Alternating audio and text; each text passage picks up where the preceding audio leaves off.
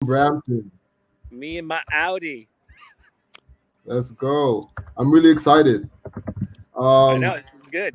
How's the quality? Is quality okay? the quality is pretty good on my end. The quality is pretty good.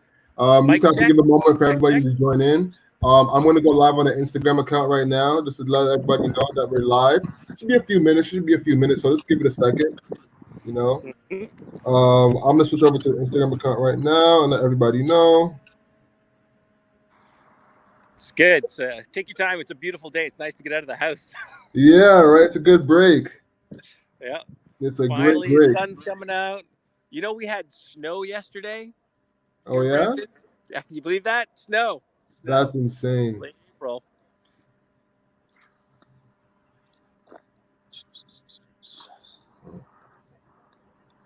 Da, da, da, da, da, da, da. Me and my car. YouTube.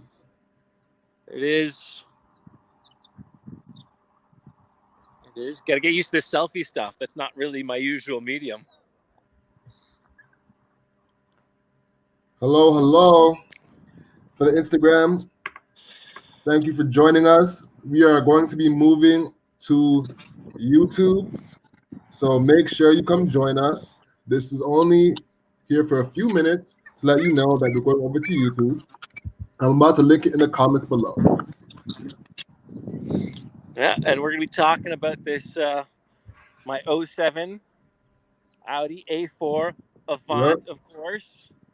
Yes, indeed. So there's our editor in chief. There you go.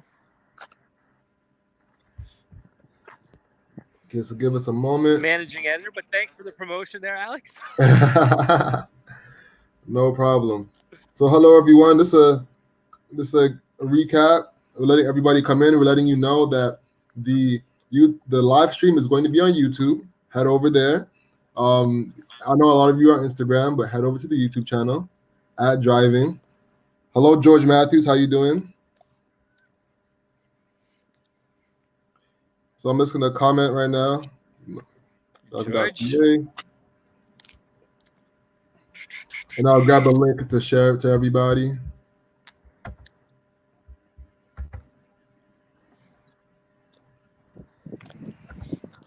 This is so interesting. Awesome. I get to see that stuff live.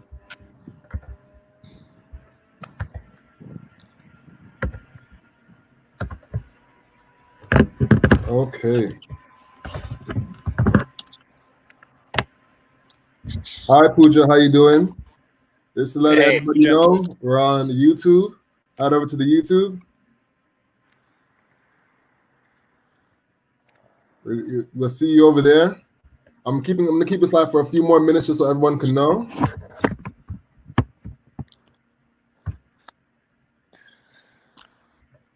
And we'll keep rocking. I'm about to go live on Facebook as well, just to let everybody know. George is asking, whatever happened to the Kia K900 and Cadenza? Has Kia stopped selling it in Canada? If they sold any, they probably only sold one or two. I think the K900 never came to Canada. The Cadenza was here for a few years maybe, but there were a couple of models that were yes in the US, no in Canada, but it's just the large sedans, they only sell a handful of those. It wasn't a good market for them to be in. So, especially the K900 looked pretty good, and it was rear drive. It was kind of like the days when they were just launching the first Hyundai Genesis sedan, and so it was also like a big shot sedan. But Mm, no, it wasn't right for this market. Our market is kind of small, so and we're getting away from cars and sedans especially. So uh, they tried it for a very short period, even in the States. They don't sell many. It wasn't worth it to add to their lineup here. The Stinger was the right one. The Stinger's not so big, and they got the design right. It's kind of cool and unique in the segment. So that's gotcha. I think they decided to go that way. Gotcha. All right. Well, George, I hope that answer suffices for you. But just letting you know, we're on here for a few more minutes. You got lucky in getting that answer on our Instagram live. You got to come over to the YouTube, man. You got to come over to the YouTube. So We the growth can't up, I talk on see you. Instagram. Please come over to And the Audi talk YouTube. on YouTube. We're only going to be here for 5 more minutes, then we're going to keep it moving. So it's letting everybody know. All right. I'm about to head over to the Facebook. Just let everybody know.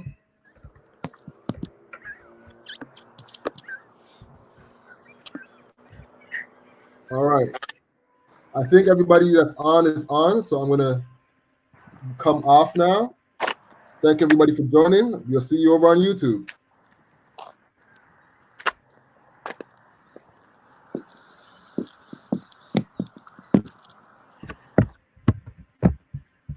All right, all right, all right. Give me 1 second. We're getting everybody informed where we are.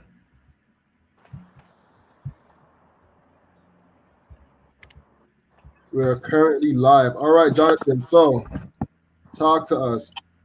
All right. Hello, YouTube.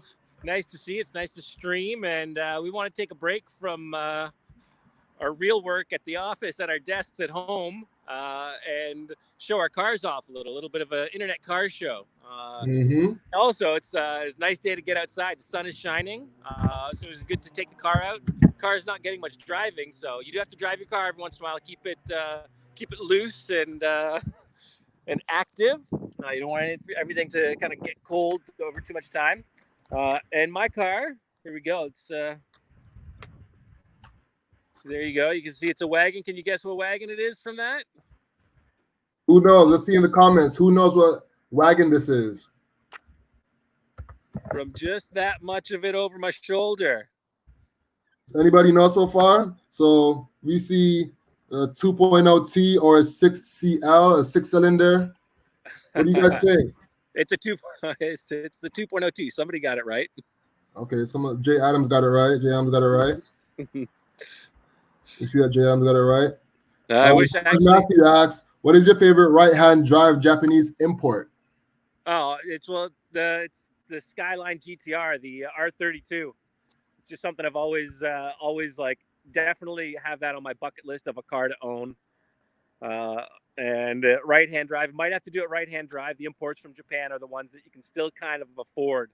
And I've just always loved the look and always loved the idea of people tuning them up to like 1,000 horsepower, but just like that it was a supercar killer right from back in the day.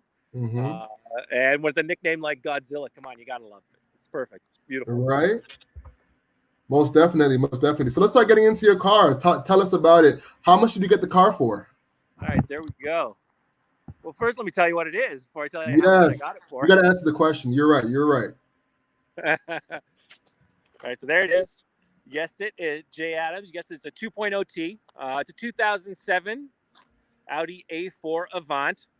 And it's funny that you asked 2.0T or 6-cylinder because the reason I fell in love with this car and this model was like 12 years ago, I test drove an A4 Avant very similar to this, but it was a titanium package. So it had blacked out wheels, blacked out trim, and it had the 3.26 cylinder. And it also had the multi-spoke gunmetal gray wheels. They were fantastic. And the grill was all blacked out, so it kind of looked like a stormtrooper. And it began my love for all cars designed to look like a stormtrooper. But yeah, this one was it's something I've always wanted, the wagons. I started off with a hatchback, then I had a wagon, and this is my second wagon in a row, all from the VW family. Ooh, amazing, amazing. So we got a question here from Nick. I can never say your last name properly. I'm just gonna keep it at Nick. Does your A4 have 1,000 horsepower? No, it does not. It's only got 998, buddy. Please. If we tune this 2.0T up to that kind of horsepower, it would pretty much be like a grenade. It would like fragment into little bits and pieces. I don't think this powertrain was ever meant to handle 1,000. I'm sure people have done it before and looked spectacular on a YouTube video, but not me. I want to own this one for a long time. I hear that. What was the process of getting it? Well, it was just like it was time to get a new car when we moved into the new house. Okay. And so it's like we had a certain budget, and I was looking for different wagons. I was looking for like Mazda 6 wagons. I was looking at some of the BMW wagons, looking at some of the Golf Jetta wagons. and also looked at some of the Audi wagons. I found a couple that were automatic, and they weren't in great shape. But this listing popped up, and it was only like double what my original price cap was supposed to be.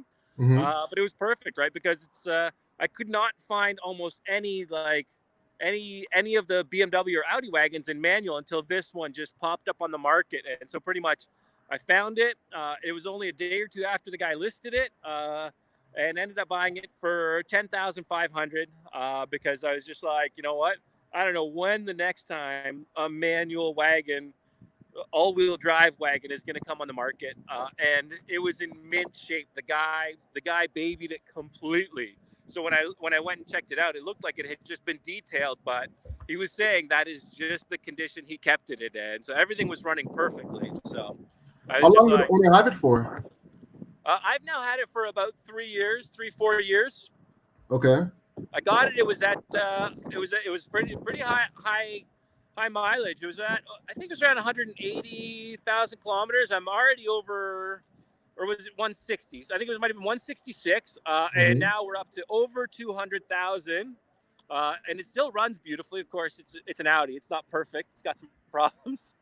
But What kind of yeah, problems? over 200,000 kilometers now, but still runs great. What kind of problems? Oh, Audi things, electrical stuff. Check engine light is a permanent feature. Okay. But I've kind of had a little bit of everything. No catastrophic failures ever. It was always just a case of little things that need to be repaired. There's some wear, but I've always looked at those as opportunities rather than problems. Right? Well, when I first got it, I immediately just wanted to add more power, not 1,000. But I didn't want to add power, and just got a simple like stage 1 plus from Unitronic, and that added like 50 horsepower and about 80 pound-feet of torque, I think, or maybe only 60 pound-feet of torque.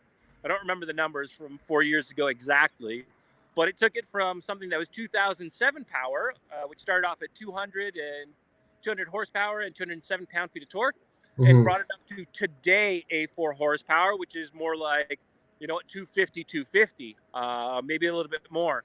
So it was kind of something where I was like, as soon as I drove out of the shop with it, I was like, yeah, this is just right for this car for its weight. So I was really happy with that. But since then, it's kind of had some problems with the exhaust. There's a crack in the exhaust. So it's just like, you know what? Let's upgrade the exhaust. So I got an AWE exhaust just to make it sound a little bit deeper. I'll fire it up for you in a minute, so you see what it sounds like. Sounds good. Yeah, and another time, it's for a while. It's had one of the springs, just the very tip of it was kind of cracked. Yeah. So it wasn't a serious problem, but I was like, started shopping, did the research, and found a set of coilovers that I could get it replaced with, and they were sweet. It was a pretty good deal when I found them, so I got them put on. And the first time I got them put on was kind of funny because I took the coilovers to the shop, and I told the guy, like, oh, man, only lower it a tiny bit over what the maximum height is. And there was something lost in translation, a bit of broken telephone with the guy in the shop who actually did the work. And he actually dropped it like over 1.5 inches or something like that. So I went to pick it up, and it was like slammed to the ground.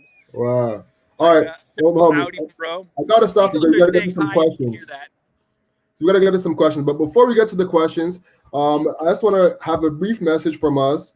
One thing that you guys should know is about our car comparison tool. Our car comparison tool is one of the features our teams are working really hard on. Can you see my screen right now? Jonathan? I can only see you. I don't see your screen yet. Okay, can you guys see my screen in the comments below?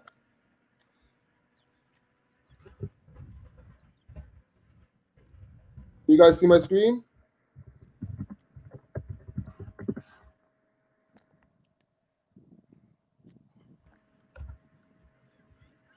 No? Okay. Give me a quick second.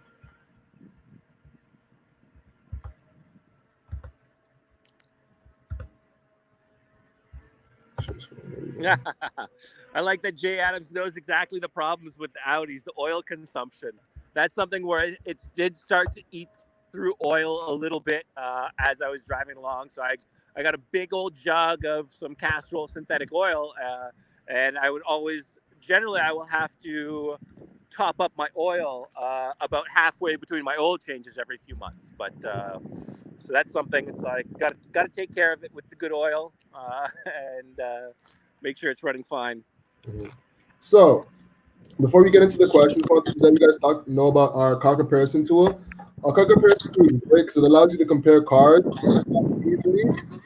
All you have to do is hit compare base model and hit compare now, and you can compare any car immediately and compare stats back to back. Just wanted to let you guys know about that feature before we move on. All right, so let's get into some questions. All right. So our first question that I think we almost missed was from Jay Adams. Or it's more of a statement. Same story with me. My 135 drove one in 2007, bought one in 2017. Yeah, the 135 is a great car. It's rear-wheel drive. It's got the straight six, still that traditional BMW layout. That's and then they tuned it up. It's have you tried to make it your own kind of like M135i? Mm-hmm. There's one of our friends actually. He's got a 1 Series and he's tuned it up to like M levels, and he even does some of his own kind of custom work on like suspension stuff and whatnot. So he's a bit of a pro, and he really loved that 135 that he got and took it up a level. Amazing. All right, so George Matthew asks, MK4 Toyota Supra or MKV Toyota Supra, which is better? You know what? I have not driven either. I'm not really much of a Supra guy. I do love, the ability to like add massive amounts of power, but also, right? The new Supra. I think it looks a lot better than any of the old Supras did. I never really liked the way the old Supras looked, so they never caught my eye. Never got me interested. So that's the thing about those that not really my. Webby's going the other way to an 8-seater SUV, eh? Yes, indeed. Yeah, Webby, we love the Palisade in the office, right? We had a Palisade for a while. Hyundai did a great job with that. It's a good one. But you don't need something so big. Get a nice small wagon. That's the way to go, Webby. A small wagon. Right? Yes, indeed. Handles way better. It's enough space unless you got 6 kids. Yes, you indeed. got 6 kids. So let's hop in the car. Let's see the inside. All right, let's check it out inside. Check it out. All right, we like it. It's still in pretty good shape. It's had some hard living, right? This is a family car, and I got 2 kids. So it's like they're in booster seats, but they've been through all of the car seats, so having to buckle them all up. And I was really thrilled. I saw it, and it's got even the sunshades. But of course, within a week of getting it, the clips broke off because the car was older, and kids, Mm-hmm. they're not delicate like that. They see stuff, they break stuff. Most definitely. Yeah, it's one of my favorite things about this car. You got a lot of space. Easy. So you just throw anything in, just boom. Got tons of space for stuff. You don't have to like jam it through the small opening. It's just so much more practical. And definitely a lot of dog owners also. They love the wagons. Their little mutts can jump back in there. If anything. Quick question. What's the next repair or upgrade you plan to do? Oof, the wheels. The wheels is something I really, really want to do because, like I said, the original one that I really fell for, it had like multi-spoke gunmetal gray wheels. So that's still the dream is for me to be able to get those wheels on this car. And the other thing that's more minor, right? Because I want to get, like, right now I've got 17s. I've got the stock wheels I use for my winter. Okay. And I actually had another pair of like 17-inch drag wheels that I got for testing, and they look sharper. They're darker. They got a nice pattern.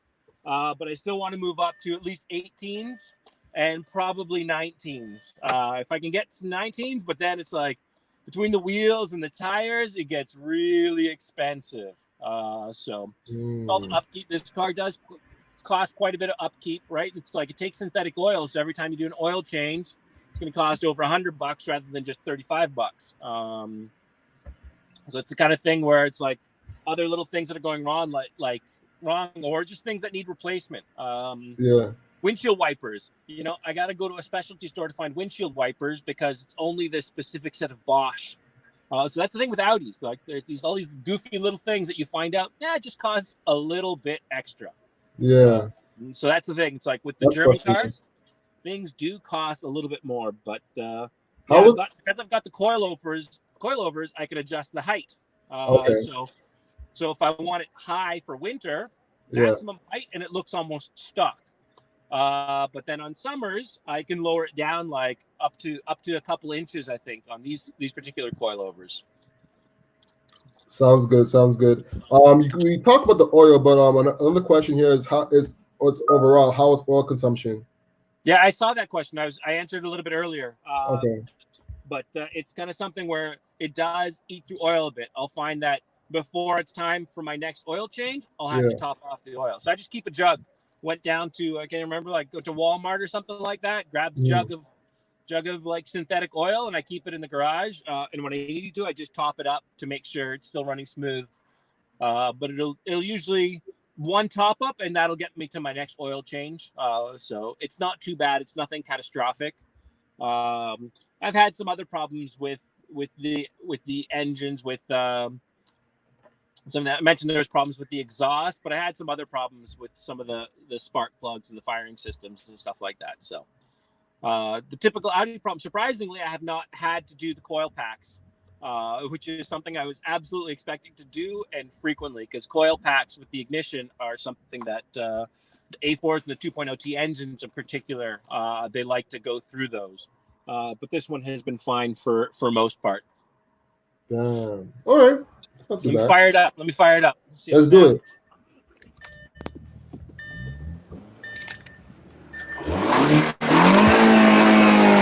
Hey.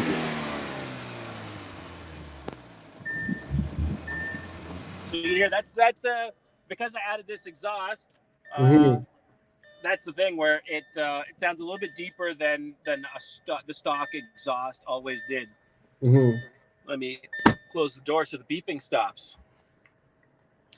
Oh man, this car is beautiful, man. I like it. Jay Adams said both my BMW and Porsche turbos suck, or when I'm charged into boost. That's hilarious. Yeah, that's the price you pay. Also, whenever you crank up the boost, you know what? You're probably going to get a couple little things creeping in. And driving cars hard. You know, it always takes a little bit more of the engine. You probably need to put a little bit more work into it. So that's the thing, though. But it's sort of worth the price because the way it drives is just, it's fantastic. You know, it's not, honestly, though, it's not quite the level of the BMWs of its era. Like, that was the thing. If I could have found a rear drive BMW 3 Series wagon of the same sort of era of the late 2000s with a manual transmission, that would have been the ticket, because just the driving feel on those and the balance in the chassis was also just a little bit better. And it's something where it's like, I also love the way that generation, the E46 generation of BMWs, that was the high water mark for BMW design as far as I'm concerned. I'd pick up an M3 like that any day.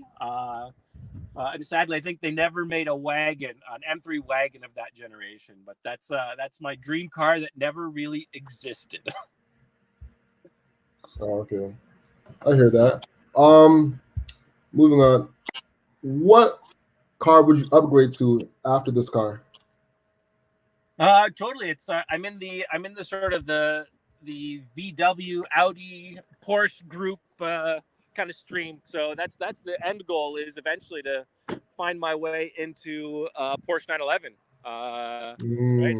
It's just something where it's like, you know, dreamed of 911 since I was a kid, and most likely the next car I do get is going to be something practical to keep it going until I can really sort of like afford a 911. But the way 911s keep climbing in price, that might be a never.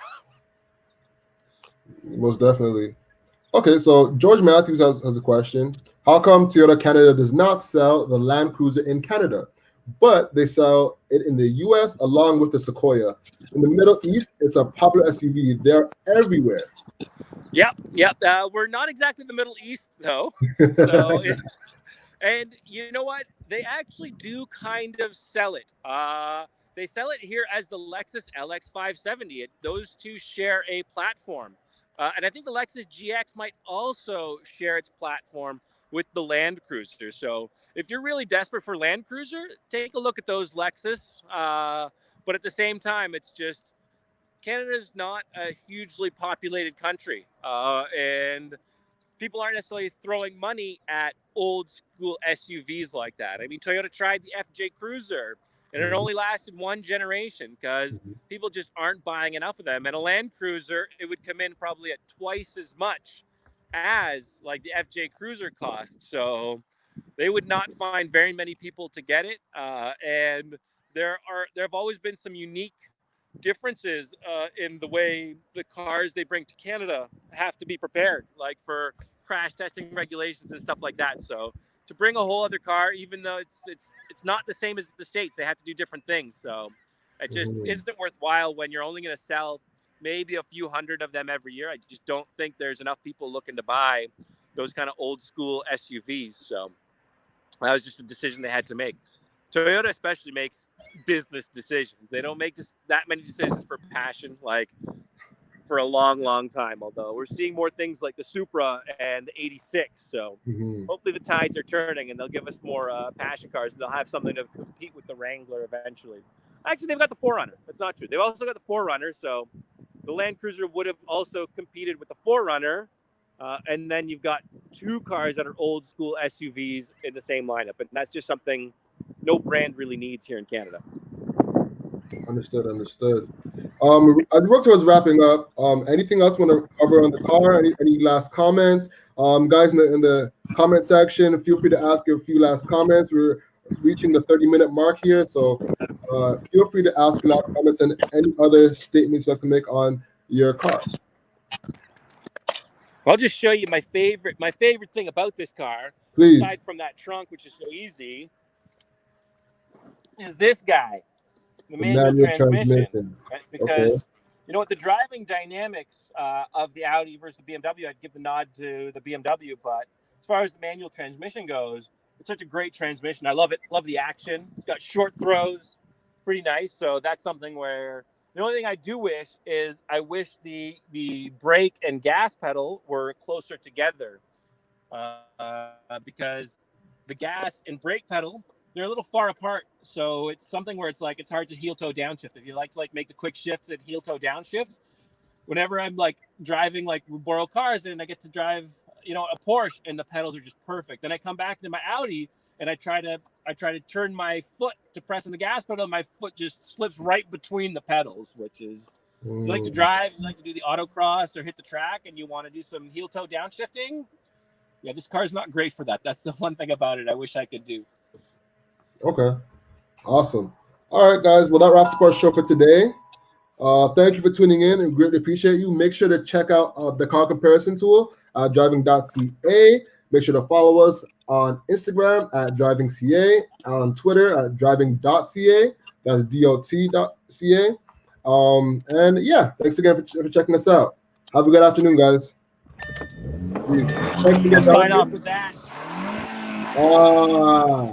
What a great way to sign off.